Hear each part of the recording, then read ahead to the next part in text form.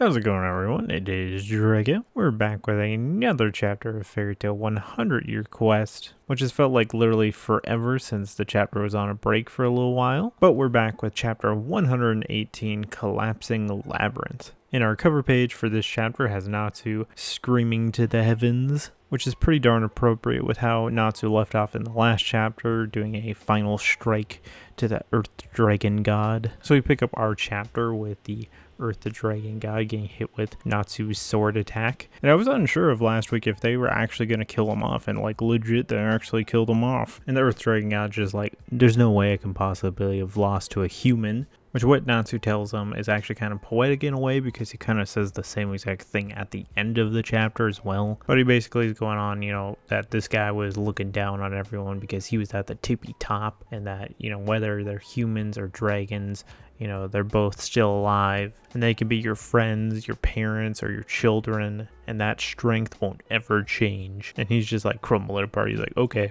I understand now. So this is why Ignia is so obsessed with you, which I really wonder what their whole plan is, because he's like, well, the seeds have been sown, the age of humans is coming to an end, and the rest is up to you, Ignia. And he just like explodes. He quite literally did this message will self-destruct in 5 seconds, which him self-destructing gets a ton of the labyrinth to fall down on Natsu and Suzaku, and both of them cannot move in the slightest. I love that Natsu's just like, well, if I have enough fighting spirit, I can get myself up and get out of here. And then just like a piece of the labyrinth smashes him in the head. Not looking great for the two, because they're just getting a ton of rocks falling their way. Just as it's looking not so great for the two, they get saved actually by some Diablos members, which everyone else I guess is fine, and the only two that were unaccounted for were Natsu and Suzaku. Kind of a little bit of an interesting turn, because Diablos has kind of been like an enemy, quote unquote, to Fairy Tail for a little while here.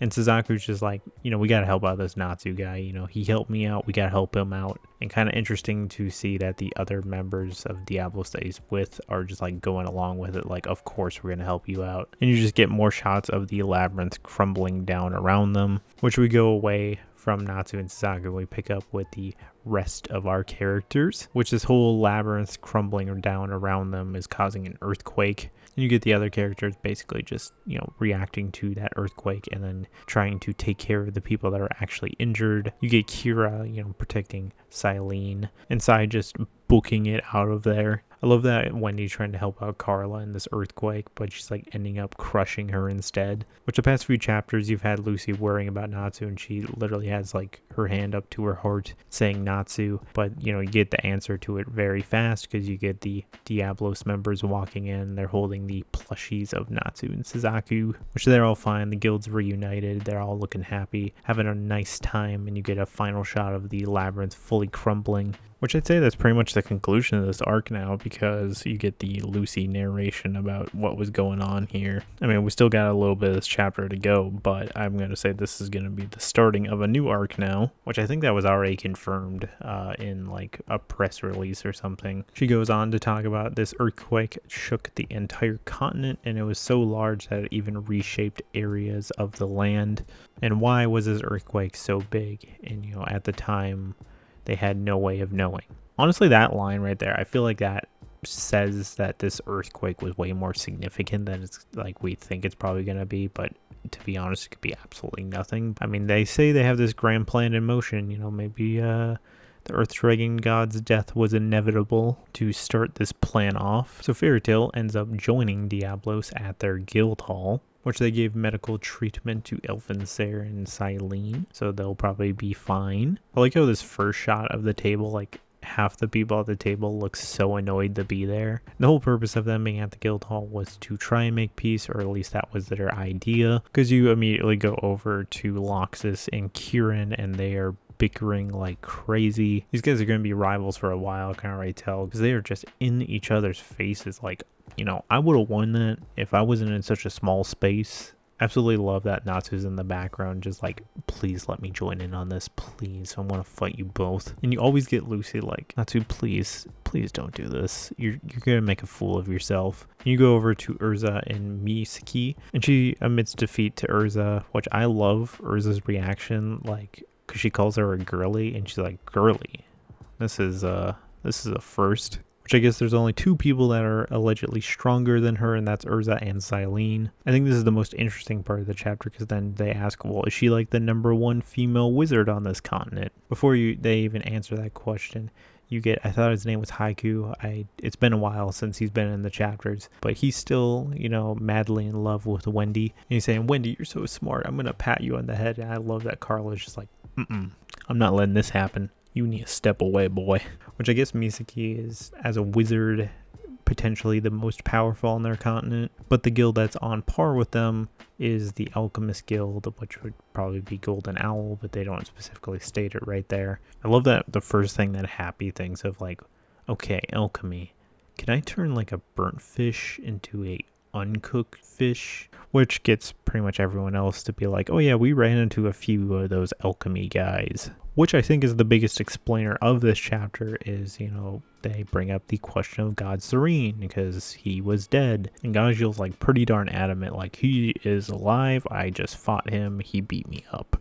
And you get Wendy of all people saying, God Serene did die, but he is quote unquote alive. Which she doesn't particularly know this. It's because Irene is telling her it. I love that she's just like freaking out about it. Like, oh no, I almost like revealed Irene's talking to me in my head. Like, I thought about this when it was happening, that, God Serene's back. Because you had the whole 9-heart magic in the Historia. And that was showing dead people, and he was one of them. And she says that his magic does not lie. The Historia spell only gives form to a dead person. And, living people cannot be a Historia, which I love that Wendy, like, she can't tell everyone that Irene told her this in her head. So she's like, well, some random guy told me this.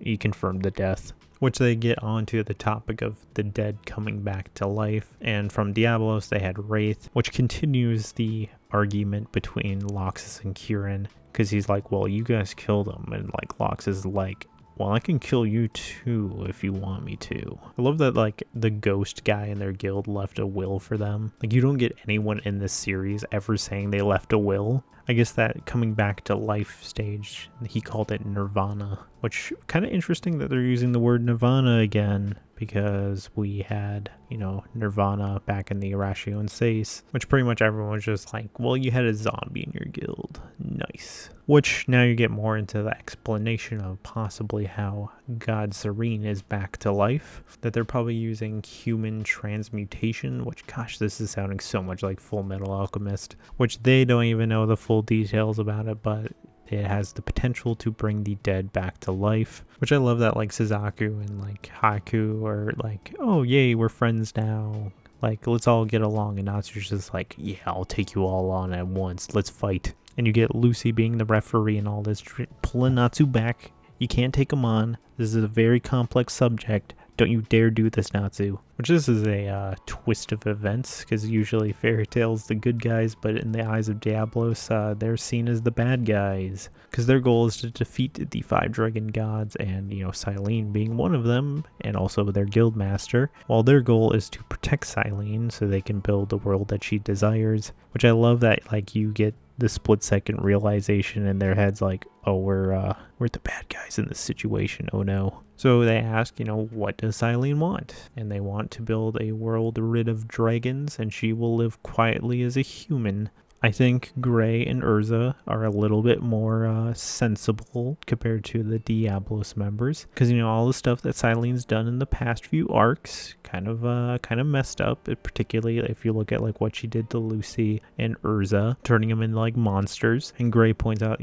trusting her isn't going to be simply enough. And they point out, that she obviously helped them in the labyrinth this past arc, which yes, but she could also backstab you. For me, I'm kind of mixed on it, because she was really helpful in the past arc, but she did start off as kind of a villain, so I'm not sure if we should trust her just yet. Either way, whatever Diablo said, Natsu was really into it, because he's like, okay, we're all wrong here, and, I get it. It doesn't matter for humans or dragons, we gotta look into their hearts and, decide, are they a good guy, bad guy, and that's how we're gonna move forward. And that is the end of our chapter. So my thoughts. I will say pretty cool way that the Earth Dragon God went down. You know, I was wondering last chapter if that was actually the legit way he was going to die, and it seems he did die that way. I quite like the dinner between Fairytale and Diablos and the conversations they had, talking about alchemy and actually confirming that God Serene actually did die, so that an Acnologia kill wasn't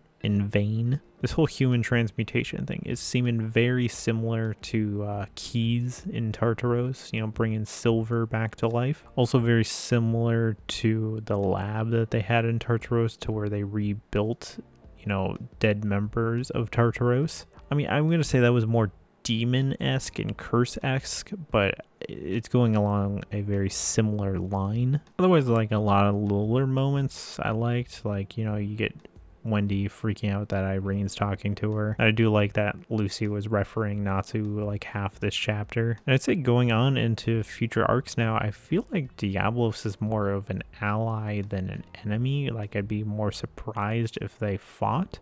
Now, I will say at some point they are going to probably get into a conflict with Diablos, because their goal is obviously to either kill or seal the 5 dragon gods. They'll probably try and seal Silene's power at some point, even if they don't want to kill her. She would quite literally be just a human then. So we'll have to see how that goes in the future. Otherwise, thank you guys for watching. Leave your thoughts about the chapter in the comments below. Thank you for watching, and this is Drago, signing out.